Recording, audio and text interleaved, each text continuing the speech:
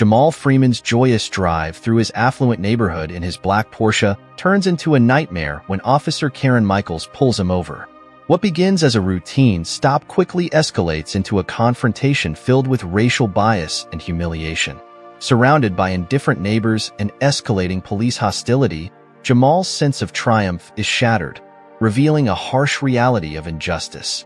If you are not subscribed, I recommend you subscribe and activate the bell so you don't miss any videos. As Jamal Freeman glides through his affluent neighborhood in his sleek black Porsche, he feels an overwhelming sense of accomplishment and satisfaction. The sun reflects off the polished surface of his car, amplifying his pride in his hard-earned success. Little does Jamal realize that this moment of triumph is on the brink of being shattered by a single, unexpected traffic stop. What unfolds next will challenge and reshape his understanding of justice and equality in ways he could never have imagined. Officer Karen Michaels is on patrol, her gaze methodically sweeping over the meticulously maintained lawns and opulent homes that define the neighborhood. Despite the outward tranquility, a disquieting sense of unease lingers within her. Her deep-seated beliefs and biases subtly influence her perceptions as she observes the residents. When Jamal's Porsche comes into view, an unsettling feeling tugs at her. She squints, her instincts signaling something amiss, prompting her to make a split-second decision. The sudden flash of red and blue lights that appears in Jamal's rearview mirror jolts him from his reflective reverie. His initial shock quickly turns into a frown as he maneuvers his vehicle to the curb, oblivious to the storm of events that is about to unfold. The air around him feels charged with an intangible tension, hinting at the gravity of the situation to come. As Officer Michaels approaches the vehicle, her hand rests uncomfortably close to her holster, betraying an eagerness for potential confrontation. Her presence exudes a palpable aura of suspicion as she nears the driver's side window. Jamal's heart pounds rapidly, but he maintains a composed facade, acutely aware of the precarious nature of his situation. However, the encounter takes a turn for the worse in a manner he had not anticipated. "License and registration," Michael commands, her voice edged with an authoritative tone that suggests this is more than a mere traffic stop. Jamal responds promptly, his actions deliberate and controlled as he retrieves the documents from the glove compartment. As he hands them over, he notes the officer's scrutinizing gaze, her eyes flickering between his face and the luxury vehicle he drives. Michaels examines the documents with an exaggerated meticulousness, her brow deeply furrowed in skepticism. "This is your car?" she inquires, disbelief evident in her voice. Jamal nods, striving to maintain his composure as he replies, "Yes, ma'am. I recently acquired this car." The officer's eyes narrow further, her mistrust palpable. "Step out of the vehicle," she commands, her hand now gripping her holster with a firm resolve. A wave of confusion and anxiety washes over Jamal, momentarily disrupting his calm demeanor. He takes a steadying breath, reminding himself of his rights as he prepares to comply. "May I ask, officer?" he queries, his voice respectful yet tinged with growing apprehension. Michael's posture stiffens, and her tone grows more confrontational. "We've received reports of a stolen vehicle matching this description. Now, step out of the car."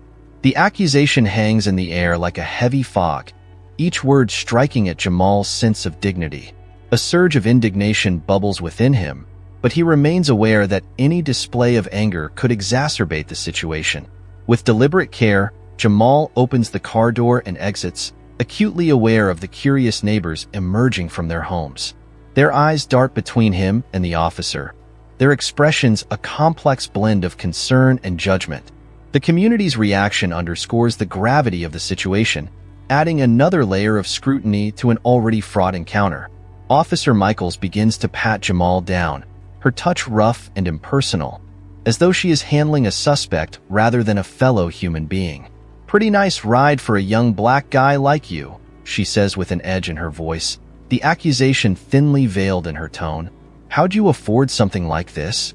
Her words cut deep, and Jamal can't ignore the sting of her insinuation. It's painfully clear that this encounter is driven by racial bias rather than any genuine suspicion of wrongdoing. Jamal struggles to keep his composure as the overwhelming humiliation of being treated like a criminal in his neighborhood crashes over him. He senses the weight of the onlookers' stares, their whispers carried on the wind like a suffocating shroud. His mind races, caught between the urge to assert his rights and the fear of any action being misconstrued as resistance. As Officer Michaels becomes increasingly aware of the growing audience, she seems to intensify her actions. Her movements become more aggressive, her voice louder, as if she is trying to justify her suspicions to the onlookers. "Spread your legs," she barks commandingly, her boot making contact with Jamal's feet to force them apart. Jamal closes his eyes briefly, taking a deep breath to calm himself. When he opens them again, his gaze is unwavering, and his voice is measured and controlled. "Officer," he says deliberately, "I'd like to call for assistance. I believe there's been a misunderstanding." If you are still watching this video and find these stories useful, please comment number 1 below to let me know that you are still watching this video with me. Thank you for your valuable time. Officer Michaels, her authority challenged, demands to know who Jamal wants to call. Jamal's mind drifts to the neighbors he's known and respected for years. He turns in the direction of familiar faces, seeking support, but instead, he sees Mrs. Johnson from across the street stepping onto her porch, her arms crossed tightly over her chest. Mrs. Johnson has seen him grow from a boy into the respectable young man he is now. Yet, her brow is furrowed, and her expression is one of concern. Nearby, Mr. Patel, who is usually the smiling, friendly face of the corner store, leans against his doorframe with a look of uncertainty. Jamal's eyes plead for their help, but their hesitation and guarded stances only deepen his sense of isolation. As Jamal stands there with his hands still raised, he is acutely aware of how this situation appears. A young black man being unjustly confronted by the police, subjected to a degrading search in the very community where he should feel safe. The urge to shout out, to defend himself, to make everyone understand the injustice of the situation burns fiercely in his throat, but he swallows it down, knowing that any sign of aggression could escalate the situation further. Officer Michaels, feeling the mounting pressure of the onlookers' scrutiny, becomes more agitated with each passing second. Her voice rises in intensity as she repeats her demands. "I need to see some identification, sir, now." The presence of the growing crowd seems to harden her resolve, compelling her to assert her authority more forcefully. Jamal takes a deep breath, striving to steady his racing heart. He speaks slowly, his voice calm but laced with restrained anger. "Officer, I've already told you this is my car. I live here. I'm not reaching for anything until you explain why I'm being detained." The gathered neighbors exchange uneasy glances, their reactions reflecting a mix of judgment and discomfort. Some shake their heads, murmuring about the need to simply comply with the police. Others stand in awkward silence, unsure of how to react to the escalating confrontation. As the standoff continues, Jamal makes a pivotal decision. Feeling the sting of his neighbor's indifference, he slowly reaches for his phone, his hands steady and purposeful. "I'm going to call for assistance," he declares firmly. "I want to ensure my rights are protected." Officer Michaels tenses visibly, her hand instinctively moving toward her holster. "Sir, put the phone down. I haven't permitted you to make any calls." The atmosphere thickens with tension as the neighbors lean in, watching intently as the situation teeters on the brink of escalation. Jamal's finger hovers over his phone screen, his jaw clenched in determination. At this moment, he is not only fighting for his dignity but also standing up for every individual who has faced wrongful accusations and the injustices wrought by unchecked bias. The weight of the moment settles over the street like a heavy, oppressive blanket. Each person present, Jamal, Officer Michaels, and the silent observers, finds themselves at a critical juncture. Their actions in the next few moments will not only determine the outcome of this encounter but also ripple out, impacting the very fabric of their community. As the standoff between Jamal and Officer Michaels reached a critical juncture, the tension seemed to hang thick in the air. Without warning, the rumble of a police cruiser broke the silence, its tires skidding to a stop at the edge of the scene. From the vehicle emerged a superior officer, his presence commanding and authoritative. With a resolute stride, he approached, exuding an air of experience and control. His salt and pepper hair and the deep lines etched into his face spoke of countless years spent managing high-stress situations. Jamal initially saw him as a potential savior, someone who might restore order and put an end to the escalating conflict. However, as the superior officer drew closer to Officer Michaels, Jamal's initial relief quickly gave way to unease. The look exchanged between them was charged with an unsettling energy, and Jamal felt a chill run down his spine. This wasn't the intervention he had hoped for. Instead of bringing a resolution, the superior officer's arrival seemed to signal an even darker turn in the situation. Standing beside Michaels, the superior officer surveyed the scene with a slow, measured gaze.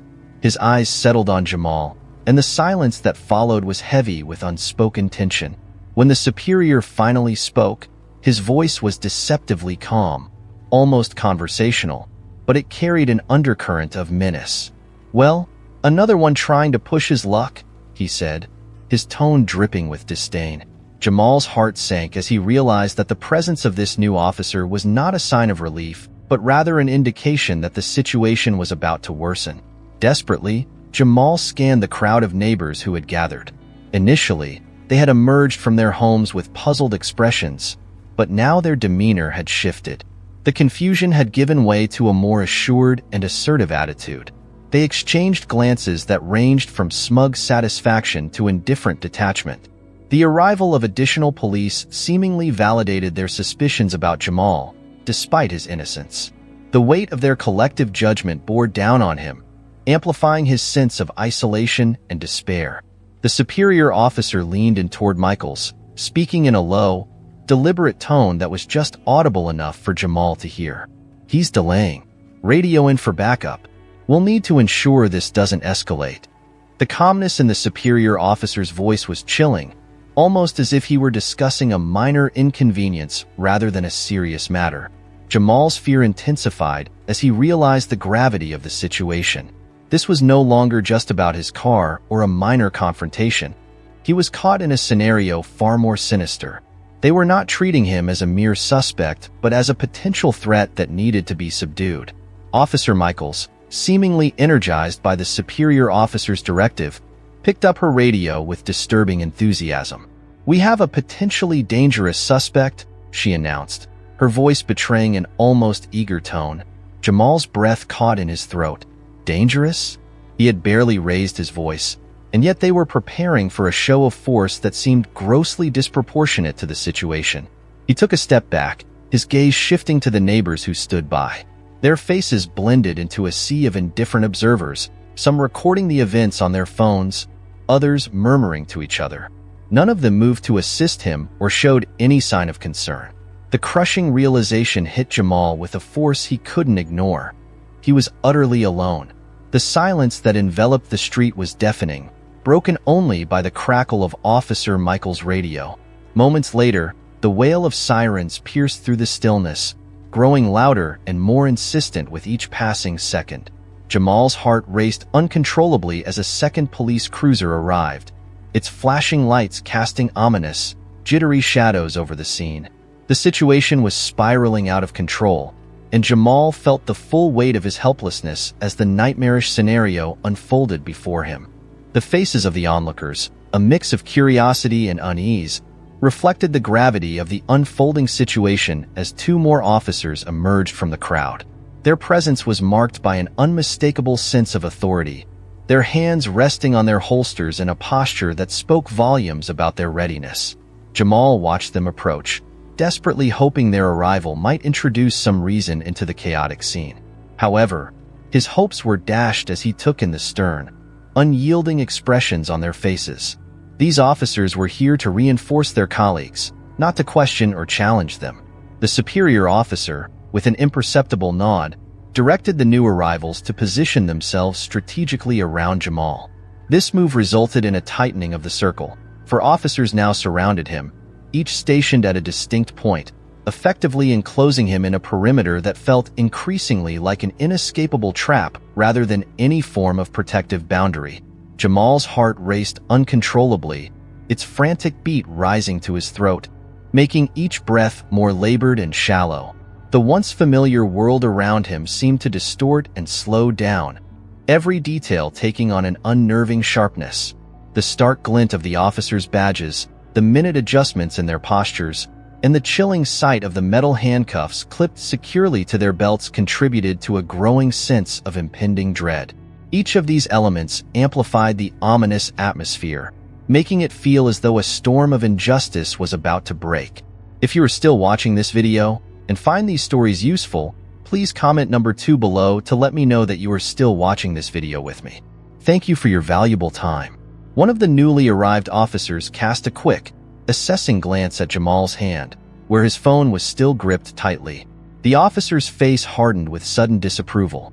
"Put the phone down," he commanded with a sharp edge in his voice.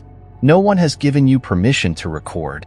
Jamal's fingers tightened around the phone instinctively, a lifeline to the outside world that felt crucial at the moment. He hadn't been recording.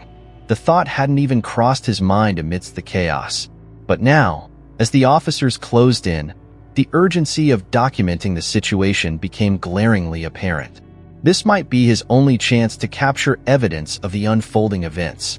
Before Jamal could respond or even try to clarify his intent, the superior officer moved forward, his hand resting ominously on his radio. His gaze was unyielding, a cold, intimidating stare that seemed to pierce right through Jamal. "We're not going to let you film us," he said, his voice low and menacing, dripping with a palpable threat. "You think you're going to use this against us? Not this time." The implication was chilling. Not this time? What did it mean? The words hung in the air, laden with a sinister undertone that suggested something far more sinister was afoot. Jamal's mind raced, desperately trying to piece together the implications of the superior officer's threat. The realization that they might be planning something beyond mere intimidation gripped him with a paralyzing fear. His eyes darted around at the officers surrounding him, each one standing rigidly, their hands mere inches from their weapons, ready to act at a moment's notice. The atmosphere was suffocating, the tension so thick it felt almost tangible. The street, once a place of relative calm, had transformed into a volatile pressure cooker on the brink of explosion. Jamal's gaze shifted toward the neighbors, his silent plea for help evident in his desperate stare. Yet, their responses were disheartening. Faces that once might have shown sympathy now bore expressions of detached indifference. Even Mrs. Johnson, who had known Jamal since he was a child, stood with her arms crossed, her eyes devoid of warmth, merely observing the scene with a dispassionate curiosity. The realization struck him painfully. No one was going to intervene. No one was going to come to his aid. The chilling sound of a voice crackling through the superior officer's radio cut through Jamal's rising panic. "Make sure there's no video left behind." The words hit him like a punch to the gut.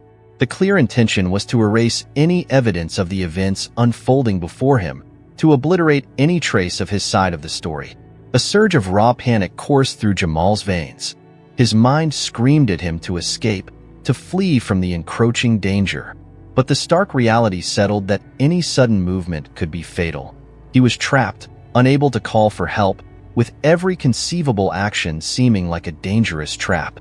The overwhelming sense of helplessness was suffocating, leaving him paralyzed in a nightmarish confrontation with no clear path to safety. The superior officer's voice cut through the air, snapping Jamal from his turbulent thoughts.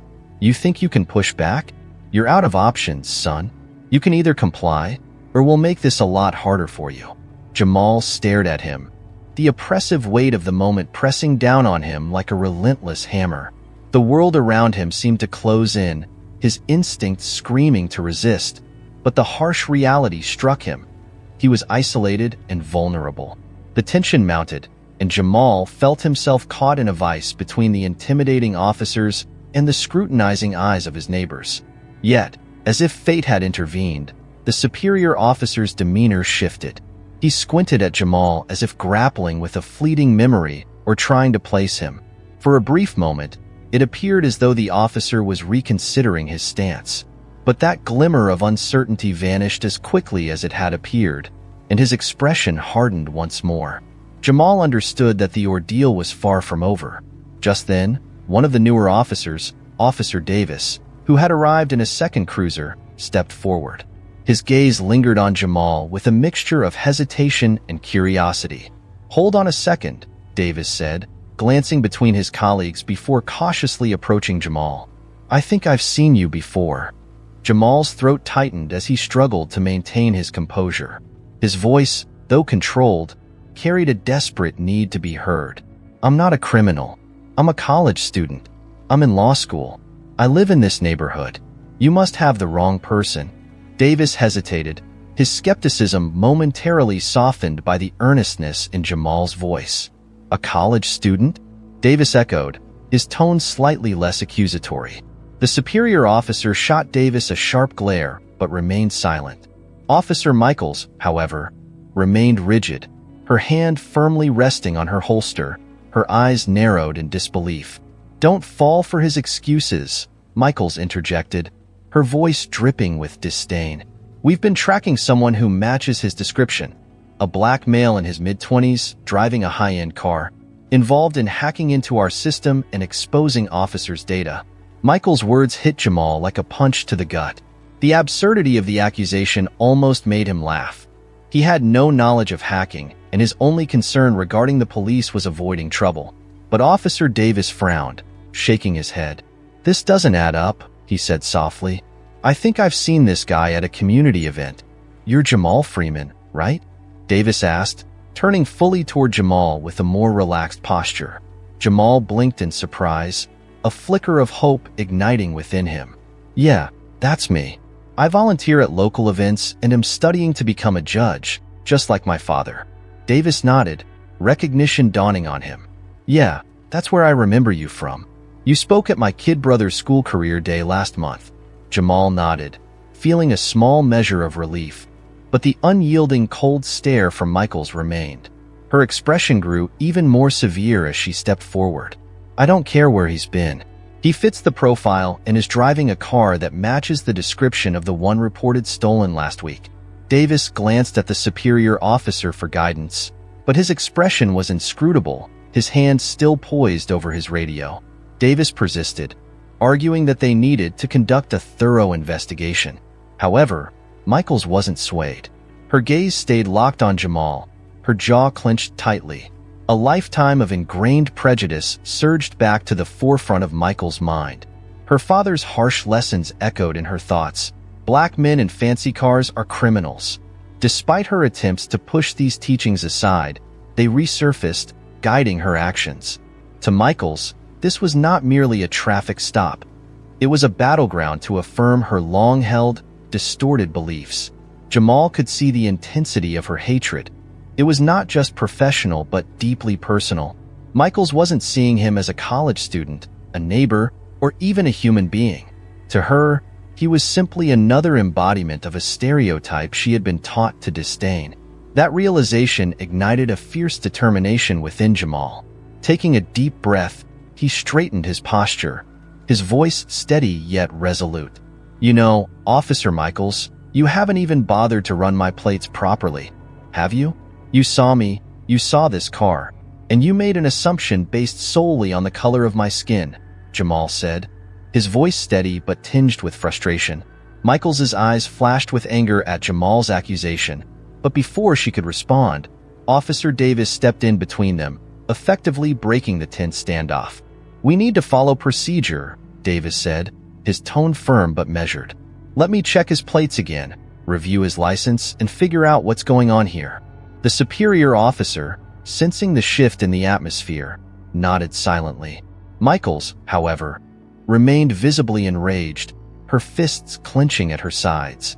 Despite her anger, she held her tongue as Davis quickly moved to verify Jamal's registration and run the plates. Each passing second felt like an eternity to Jamal as he stood there, his emotions a tumultuous mix of frustration and relief. Jamal watched Michaels's tense body language, her barely contained fury evident in every muscle. This confrontation was no longer just about a vehicle or an alleged hacker. It had become a stark display of something much deeper and more troubling. Finally, Davis returned, holding the results on his handheld device. The tension in the air seemed to crackle with each breath they took. "The car's clean," Davis said quietly, his voice cutting through the oppressive silence. "Registration checks out. There are no reports of it being stolen." Jamal exhaled slowly, feeling a slight relief as the weight of the situation eased off his shoulders. But even as the immediate danger of being wrongly accused receded, he could still feel Michaels's searing gaze, a burning testament to her unresolved anger. "I told you," Jamal said, his voice steady but carrying a note of vindication. "You had the wrong guy." The superior officer sighed heavily, rubbing his temples in a gesture of exasperation as the tension drained from the situation. "Looks like we made a mistake here," he said, his tone tinged with an acknowledgement of the error. Despite the acknowledgement of the mistake, Michaels's reaction was anything but conciliatory. "This doesn't make sense," she snapped, her voice laced with frustration. She glared at Jamal as if the truth of the situation was somehow his fault. "He fits the profile. He must be hiding something." Davis's voice grew firmer as he countered Michaels's objections. "Michaels, let it go. We were wrong. This isn't our guy." But Michaels was far from ready to let go. Her years of resentment and bitterness, deeply rooted in the toxic legacy of her abusive father, boiled over. She wasn't merely a police officer at this moment. She was the embodiment of her father's prejudiced teachings, and the weight of that legacy seemed to be pushing her to the brink. Suddenly, the superior officer's voice cut through the heated exchange with a chilling finality. "Michaels, that's enough. Stop." The command was delivered with an icy edge, leaving no room for further argument. If you are still watching this video and find these stories useful, please comment number 3 below to let me know that you are still watching this video with me. Thank you for your valuable time. For a tense moment, it seemed as if Officer Michaels might not heed the superior officer's directive. Her hand hovered dangerously near her holster, her breathing rapid and uneven, reflecting the turmoil within her. The severity of the situation seemed to register with her, and after a brief, intense pause, she gradually lowered her hand.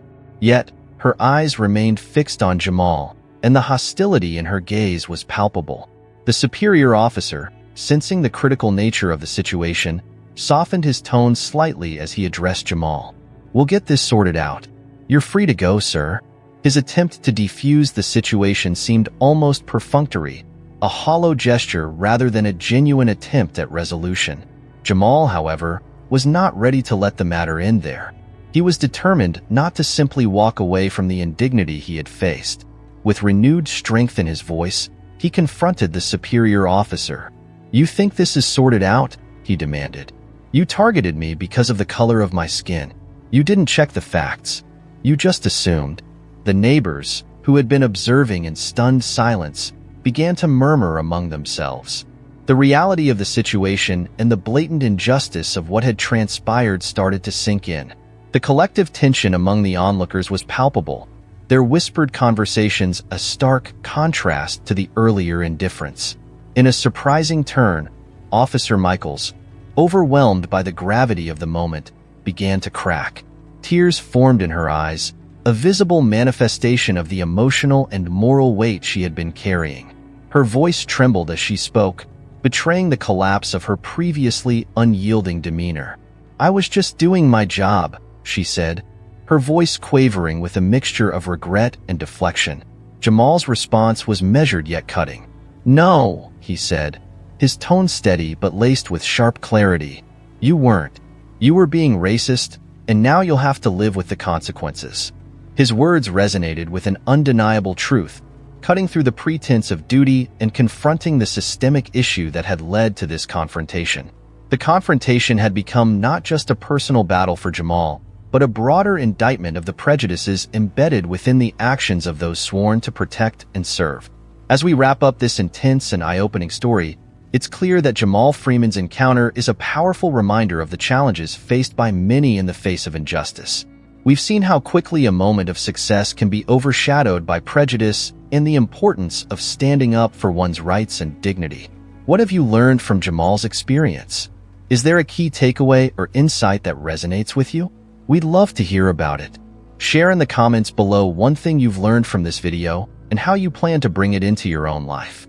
If you like this video, please leave your comment below, and don't forget to like, share, and subscribe to our YouTube channel for more content.